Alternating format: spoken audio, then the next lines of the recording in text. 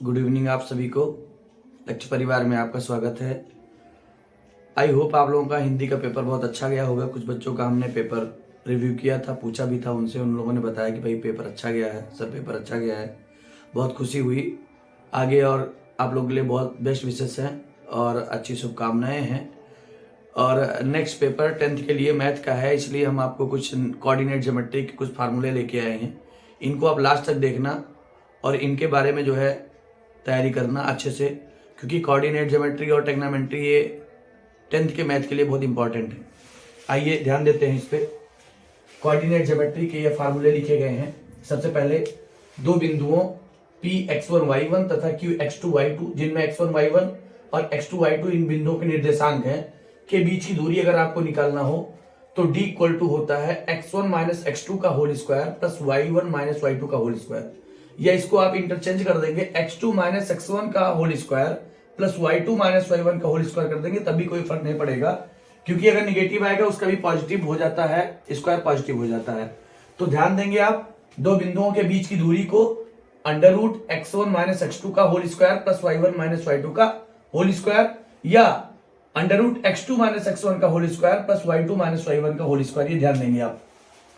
और दूसरा जो फार्मूला है, बिंदुओं P x1 y1 तथा Q x2 y2 को m1 अनुपाते m2 के अनुपात में विभाजित बोले अथवा अंता विभाजित बोले, विभाजित या अंता विभाजित दोनों एक ही चीज है, करने वाले बिंदु के निर्देशांक।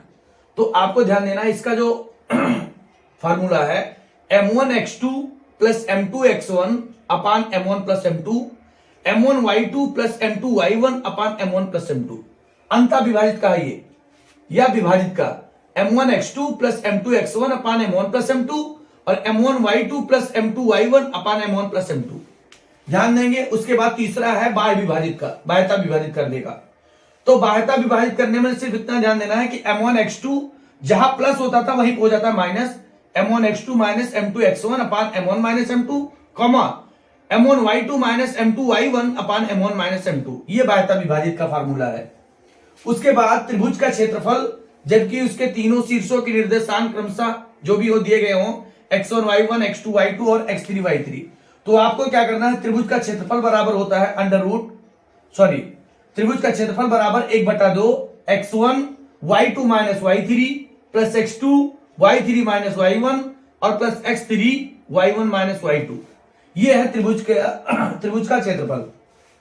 1/2 x1 y2 minus y3 plus x2 y3 minus y1 और plus x3 y1 minus y2, ये त्रिभुज के क्षेत्रफल का सूत्र है। इसके बाद आप ध्यान देंगे, दो दिए हुए बिंदुओं P x1 y1 तथा Q x2 y2 को जोड़ने वाली रेखा के मध्य बिंदु के निर्देशांक। या आप सीधा सा फार्मूला जाने कि दो बिंदुओं के मध्य बिंदु के निर्देशांक से, तो ये होता है मध्य बिंदु का निर्देशांक जो होता है x1 प्लस x2 अपान 2 और कामा y1 प्लस y2 अपान 2। ये होता है दो दिए हुए बिंदुओं को जोड़ने वाले रेखा के मध्य बिंदु के निर्देशांक।